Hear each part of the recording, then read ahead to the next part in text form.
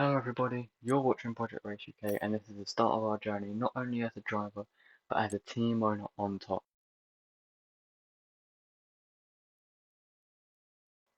I had a quick look through all three entry points and I decided I'd like a challenge going into this, so we're going to be choosing the newcomer entry point. As you can see, I'm selecting the 16 race Canada and I've included as many tracks as possible in which I think promote better racing. Less races at the start of the season mean a more packed end to the season and should hopefully cause some very exciting racing. After all, a close championship fight in both the drivers and constructors is what we're looking for. We're going to be participating in a full qualifying format followed by a 50% race each weekend. Starting off at about 100 AI at Bahrain, this will change from race to race, sim damage is on as well as hard fuel mode. Plus tyre temperatures has been set to surface and carcass, so wheel spin will certainly punish us. Strict corner cutting will be enabled and both the safety car and formation lap are set to immersive to give us some more freedom on track. And finally for the career settings. Everything is being left default, however both the engine and mechanical areas have been set to frequent faults.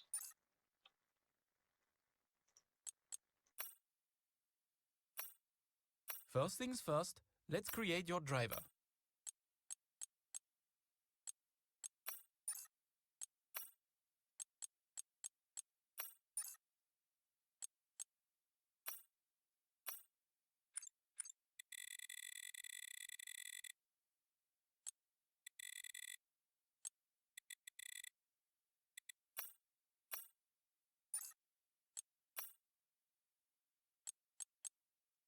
Okay, boss. First, enter a team name. The name for our team is going to be Project Race GP. I think it sounds very appealing for a Formula One Now, team. let's choose our primary. Some sponsors offer a larger signing bonus up front. Some offer more weekly income. The better we perform, the more our level will go up as the team gains more acclaim. Doing this will increase the income from our sponsors. RGB is going to be our choice for the Our title chassis won't be. sponsor. Obviously, the greater the performance and durability, the better. But be careful about spending all our cash. We are going to have people and facilities to invest in as well. Power unit suppliers will also provide upgrades throughout the season free of charge. We're not much of a team. Here are the drivers interested in joining our team. Look at their stats and pick someone you think can get us good results, as long as we can afford them. We renew contracts periodically, so you'll have plenty of chances to sign someone else should the need arise. Looks like we can't afford this power unit We supplier can't and teammate. afford this Let's go back combination into of one of the Red those Bull and sign someone powertrain cheaper, Dan Picton or with try and our find a same sponsor who pays more title upfront to sponsor. offset the So cost. we either have to go and sign a bigger title sponsor or choose some worse components. So back to the drawing board. Project Race GP back in as the team name. However, this time we're going to choose a larger signing sponsor. We end up going with Echo as their signing bonus is very large. Renault engines so that we can afford a teammate, Looks like we can but we afford this stick power with unit Dan supplier Tickton and with teammate. Go ahead 600,000 and left confirm if in you're the happy. bank. Let's create the livery we'll be running this season. We can add more sponsors to the cars we sign them throughout the year. And don't worry, we can edit our look at any time from HQ. So here we are, selecting the livery. In my opinion, one of the most important factors of Formula 1, you have to have an attractive looking car to bring in sponsors. We are going to be sticking with the yellow and pink, one more additional colour on there as well, which you might be able to see through the blurred background. I did do that on purpose. I don't want to leak the whole livery just yet. You will see it in this episode. You'll have to stick around till later on to see it though. I think it's a really good looking livery. Some white sponsors on there are going to look really good when we start to bring them in. However, perhaps the livery might change, might evolve as we go through this career mode. However, adding more sponsors is always going to look better. I've been playing around with the different types of paint. I want to try and make it look attractive on and off track as much as I can. It's going to look really good while passing other cars as well. Daylight is going to shine off Last it, but I not will say least, that much. we need to consider Some our of it emblem, is matte, some our of it badge is and chrome. team colors. You'll have to wait and see at the end of the episode though. I think you'll be very, very happy with it. Team branding, I wanted to go with a simple look. I decided to go with a very, very easy looking background with the similar feel of emblem. I again went with the same colours, the yellow and the pink. I think on the black it looks very, very good. However, we can obviously change the black, change the pink, change the yellow. All I need is your feedback, so that would be very, very useful to see in the comments.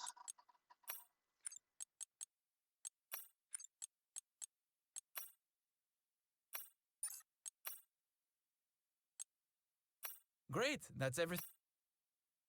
More special is how strikingly different the cars are this year.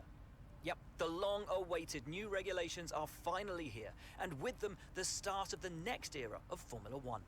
The 2022 season ushers in a change of direction to the regulations aimed at promoting closer racing, with new aero additions in the form of swooping front and rear wings, along with the new eye-catching 18-inch low-profile tyres that will push tyre technology to the limit. So then, the question remains as to whether this team can grasp the opportunity before them with both hands and lead the charge against the rest of the paddock. We'll find out soon enough, as the new season is just about to begin. But first, let's see the unveiling of the team's car and meet the owner of the brand new Formula One team.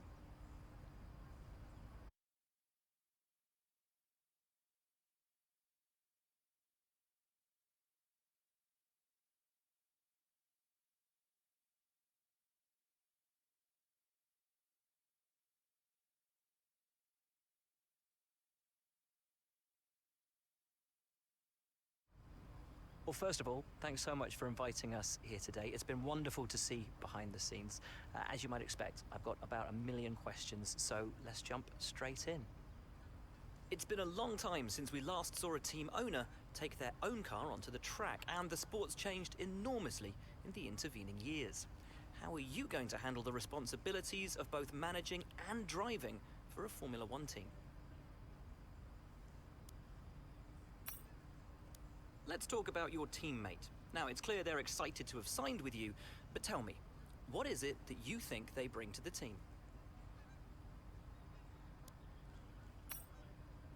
So you've obviously been putting a lot of work into the car. I know it's early days, but how do you expect it to feel out there? Most of the other teams can boast years of experience in Formula One. Where do you see the opportunities to make those vital performance gains you need to put you within reach of the other cars? Ultimately, your success this season is going to come down to whether you can take positions from the other drivers. What is it about your car that's going to give you that edge in those battles? And finally, with so many specialist departments working together here at your headquarters, and with such an important deadline coming up, who's getting that coveted Teacher's Gold Star? Which group do you feel the most proud of right now?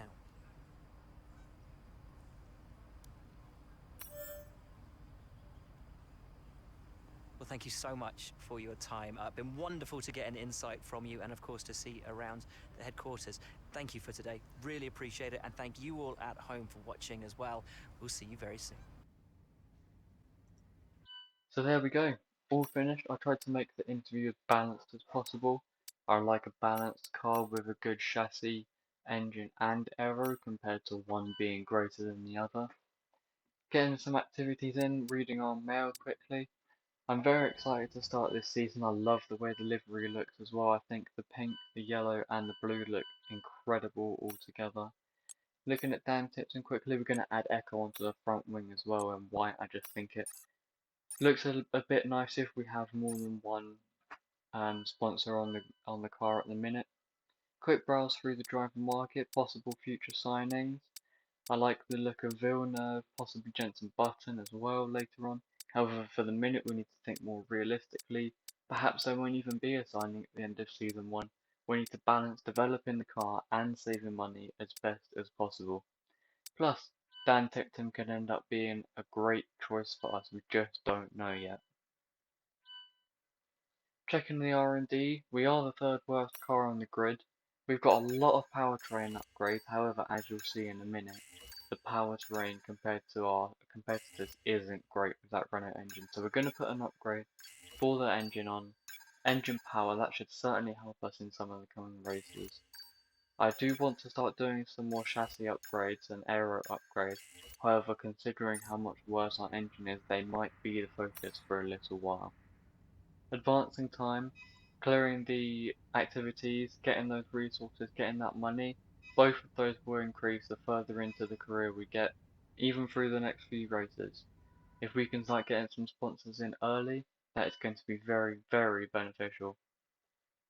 Checking if we can do any more R&D upgrades. We do have enough resources to do an upgrade.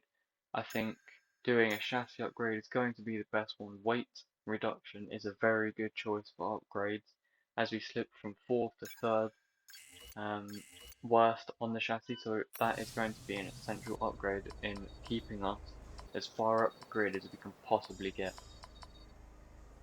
Checking if we can buy any facility upgrades, however with less than $1 million we can't actually afford any. So we're going to have to wait for maybe a few weeks till we can get some R&D point upgrades, but that is all that we have time for in the first episode. I can't wait for you guys to see round 1 of Bahrain. It's a very good episode. I hope you all enjoyed, and I will see you all later.